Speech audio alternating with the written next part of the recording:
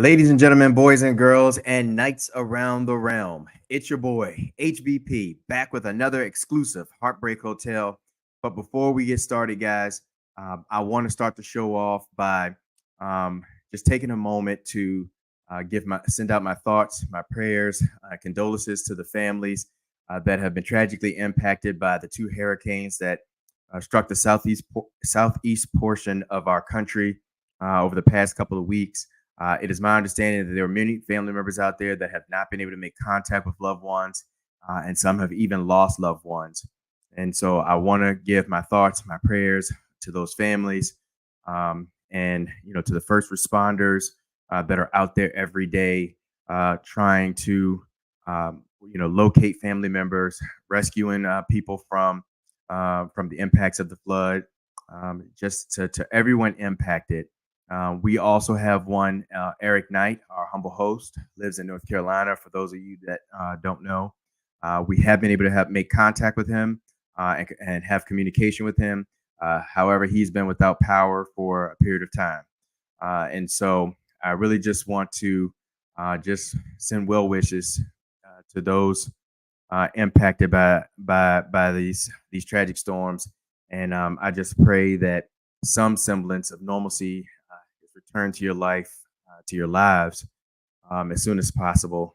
But there's not a day that goes by where, of course, I'm not thinking about those that have been impacted by these terrible storms. So, with that said, I'm hoping, guys, that for the next 20 minutes, I can kind of take our minds off of some of the things that are going on currently within the country, and we just talk about a little bit of wrestling.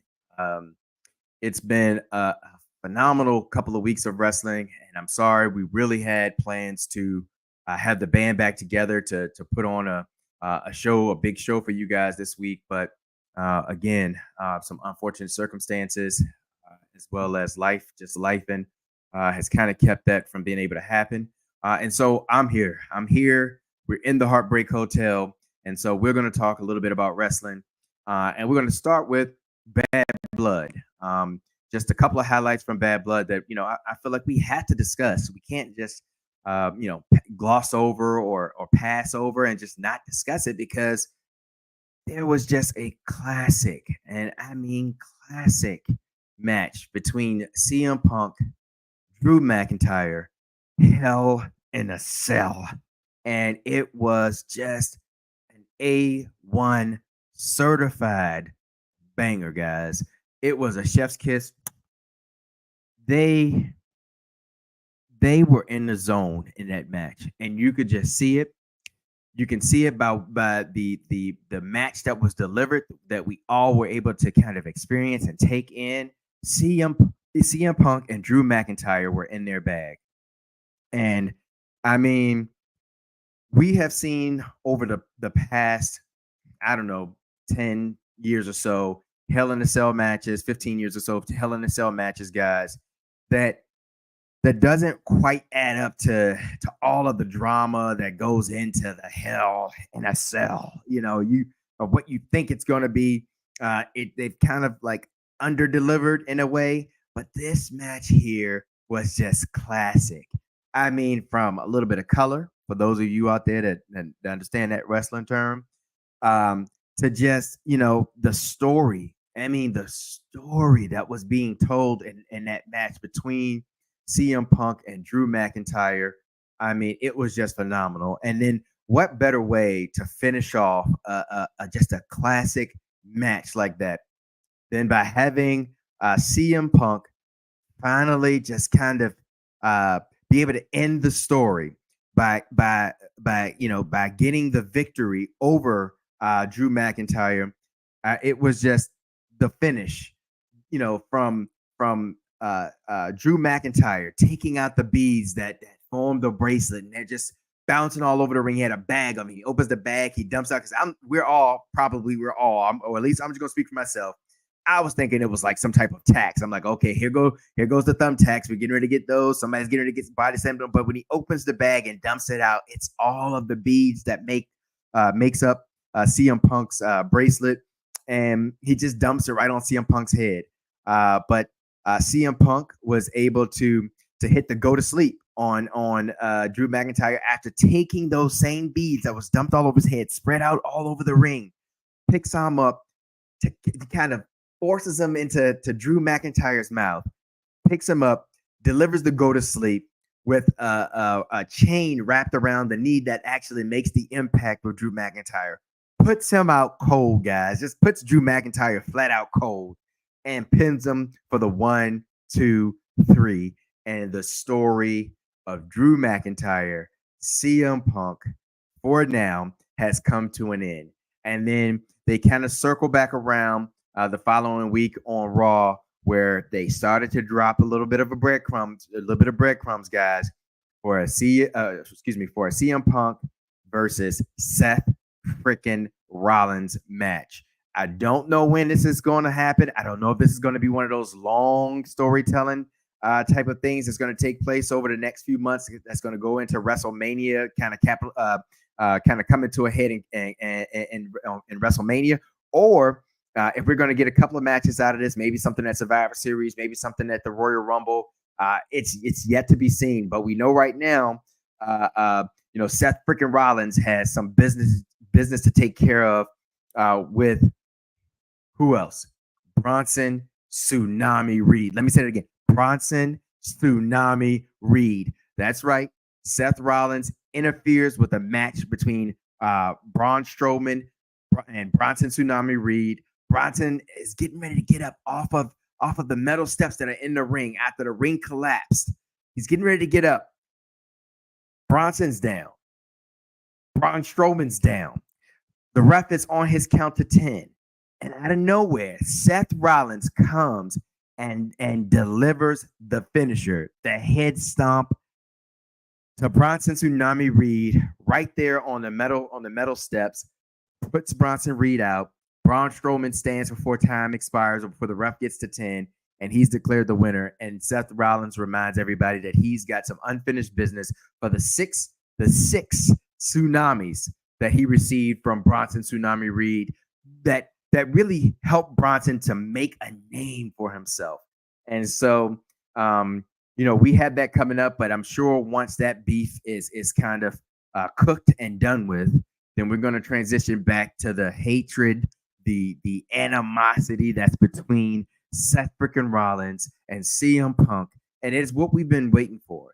And this is every bit of a WrestleMania match here, guys. And I think they're getting ready to start delivering and kind of start to build up to that. Now, the second match in Bad Blood that we have to discuss, guys, of course, is the match with Cody Rhodes, Roman Reigns versus Bloodline 2.0. All right. For whatever you want to call them, it's Bloodline 2.0, Solo Sikoa and the Numbskulls. They had this match. It was a great match, actually. Just a good story being told, and it leads up to two major returns. And this is where, we always talk about story, and we talk about, the impacts of stories. And I love this time of year. I said it in the last HeartBreak Hotel. This is the time of year where you can see how we're starting to build to something big. We're starting to build to something great, and it's coming. In this match here, Cody Rhodes, Roman Reigns, they go over on Bloodline 2.0, but that's not the most important thing. We kind of figured that was going to be the case, right? What made this match great was the fact that we had the return of Jimmy Uso. And, we've all been kind of waiting to see, how he was going to make his return, the impact of his return. And what better way to make his return than to go against the Bloodline 2.0 that actually sidelined him for 6 months. he makes his return. He makes an impact. He makes a statement, and he helps deliver the win to Roman Reigns and Cody Rhodes. And as the match is over, they're standing in the ring, celebration and everything. Who else, guys? Just the icing on the cake. I mean, it's none other than the final boss. The final boss makes his return, and he doesn't have to say a word. He comes out, the music hits, you know what time it is, you know what this means, you know the story continues. And, The Rock left us on a cliffhanger with Cody Rhodes and whatever he said to him and whispered it to him in the ring at the end WrestleMania earlier this year, or the Monday Night Raw following WrestleMania this year. We kind of got left on a cliffhanger, and so the final boss makes his return, and all he does is stands, looks at Roman Reigns, looks at Cody Rhodes. We don't necessarily know what this means. He does his countdown from the 1, the 2, the 3. The music hits, and he just goes right back behind the curtain again. Nothing has to be said. Now, there's a lot of speculation here. There's a clip out there that's been circulating that I saw, and I wish I could remember who posted the clip, but of Solo Sikoa, talking to one of the Usos and telling him that this is all part of the plan, and whatever that means.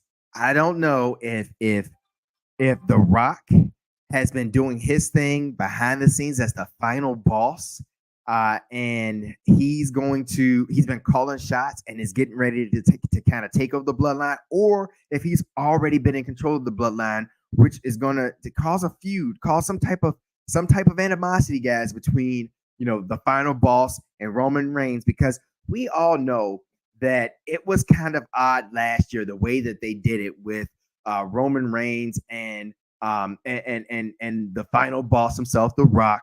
Him having to say, "You are my tribal chief." It didn't feel right, because we know The Rock is a big person. He's a big name. He's a big personality. I mean, he's done it all in wrestling, and so he acknowledged Roman Reigns as the tribal chief. But before that, there was a setup before the story changed, due to the fans, that Roman Reigns and the final boss were going to go head to head at WrestleMania, and so we know that there was a story there that was kind of neatly folded and put away, and now it's back on the table because I think that we had to kind of get some type of closure on this story, specifically.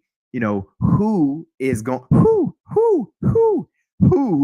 is going to really take control of the bloodline going into next year and going into WrestleMania. Will it be Roman Reigns or will it be the final boss? And that is the stuff that gets me excited, and it's the stuff that that again keeps us all coming back and watching to try to figure some of this stuff out. When they have good storylines like this, you can't help but be invested. You can't help but just be excited for all the possibilities and outcomes of what's to come. And so it's exciting to see what's going to happen with the final boss. But the fast forward, we have NXT. It's moved to CW. That's the next big thing, and that was that all is starting to go right. To be right in the CW and NXT, or on the CW. NXT makes its debut. The Triple H and my boy, the Heartbreak kid, Shawn Michaels, makes their return or debut out to show new NXT titles that are up for grabs that night. And we had two great matches for the women's championship between Roxanne and Julia. And then we had another banger between All Ego, Ethan Page, and Trick Willie. I mean, and it feels good. It feels good to see the belt back on its rightful champion. Trick Willy Wonka is now your current NXT champion, and it's everything just feels right. You know, uh, Julia and Roxanne put on a great match. They did. Unfortunately, things did not work out the way I expected because I thought Julia might be the one that kind of goes over in this match and finally beats Roxanne, kind of humbles her a little bit because, Roxanne has been on her high horse for these past few weeks. I mean, she reminds you every single time, the type of champion she's been. She hasn't lost. I thought Julia was going to be that answer, but there was some outside interference, cost her the match, and so Roxanne retains. But when it comes to Trick Willy Wonka and Ethan Page, they put on a good match. I thought the finish of the match was just a little uh, subpar, but at the end of the day, what needed to happen happened.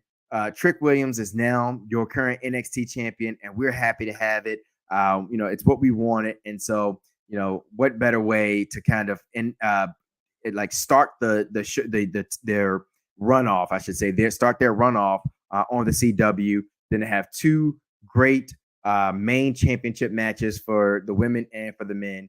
And then we move on to SmackDown. The highlight of that night, of the night for that brand, was definitely the trios tag team championship match, or the triple threat tag team match, I should say, between the Street Profits, DIY, and of course the Bloodline.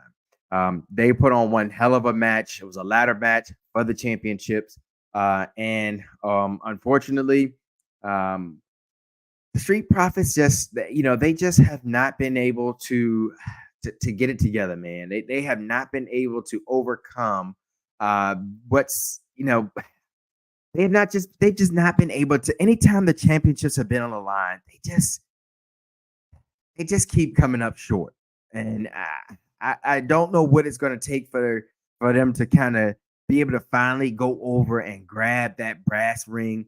But it's unfortunate and it's sad to see because I really want the Street Profits to have the belts, to carry the titles, because they are a phenomenal tag team. Hell, I want DIY to have the tag team belts back because I thought their run was very short. And the fact that the Bloodline has it is what it is. But again, they retain, and so we just gotta wait, guys. I don't know what's gonna come out of this. What storyline is going to come up next? And who's going to be the next challengers for the tag team titles? We had an argument and a dispute between DIY and the Street Profits backstage this past week or yesterday on SmackDown, and so it's going to be interesting to kind of see where this goes. And then we have to, guys. I cannot end the show without discussing something very important, something we've been talking about for the last few weeks, something that we thought might put us all into the Heartbreak Hotel. And it is nothing but the Don of NXT. The Don of NXT versus Oba Femi, the Ruler. They had their match this past week on NXT on the CW, and the Don did it, guys. He did it. He beat Oba Femi to become the new NXT North American champion, and all is right with the world. I can't say it enough. We got Trick Willy Wonka carrying the NXT main championship because we all know nobody cares for all ego. And then you have the Don in the family in business with the match itself was not as good as their first match. I thought the first match they had a few weeks back was better. But this match was still a good match. But it showed that the Don, he had to dig deep to be able to overcome this dominant force in Oba Femi, and he did it. They put on a great show. The Don goes over, crowds going crazy. The family is just excited. I'm here in my room just losing my mind because I mean it is the Don. We've wanted this for the longest time, and I cannot wait to see the stories that get ready to unfold with the Don. Him and having this NXT championship. Obviously, there's no way the Don is not going to have to give Obafemi a rematch. I just feel like he has to do it, and he has to do it to kind of um to kind of to show like, hey, this wasn't a fluke. I was able to beat Obafemi. It's not a fluke. And then Obafemi can go on to bigger and better things. There's an NXT championship out there. I know Trick Willie just got the championship back, but Oba is deserving. I think he needs to go after that. I think that can be a huge match. Has big star potential between Obafemi and Trick Willie. But before we even like get that far, I would like to see another match between the Don, between Obafemi for the NXT North American Championship again, just so we can it can be shown the Don and the family can show that this was no fluke because it was kind of a roll up pin victory for the Don. And you can see Obafemi was very surprised at when the ref got counted the 1, 2, 3. You can see it on his face, like he got me by the cheapest of tricks, the old roll up. And so I would like to see another match because I do think there's more meat on that bone for sure. And I'm all for the Don and the story that the journey he's getting ready to go on with the NXT North American Championship. And so all is right with the world, and it's an exciting time. And then lastly, guys, we're going to end the show with Roman Reigns, his return here on SmackDown just last night. And just it's good to see Roman back because that this is the time. This is where they start the build for WrestleMania. And so Roman had his feud with the Bloodline, but there was a match last night with Jimmy Uso and of course Solo Sikoa, and they had their match. They had their their battle, but Roman comes out, wrecks shop, but of course, he's outnumbered because it's kind of going with the story. He gets outnumbered. He takes a couple of punishing thumbs to the throat by Solo Sikoa, but it just kind of reinforces what Jimmy was talking about at the beginning of the show of like, hey, Roman, I'm the only one left that acknowledges you as the tribal chief. We need help. And I think the way this ended last night was that proof that they do need help and that they are going to probably have to go and get their brother Jay Uso and bring him back into the fold. Now, I know Roman said no yeet. The crowd didn't like that. I don't know if I like that because I feel like you need Jimmy, you need Jay, and you definitely need the wise man back in the fold because that is what made Roman the tribal chief. Nothing against Roman and his own abilities, his performance as a wrestler and all that kind of stuff. That was definitely a huge part of it as well. But it was the group, it was the team, it was how they interacted, it was everything about the tribe of Jimmy, Jay, the wise man, and Roman that made it work.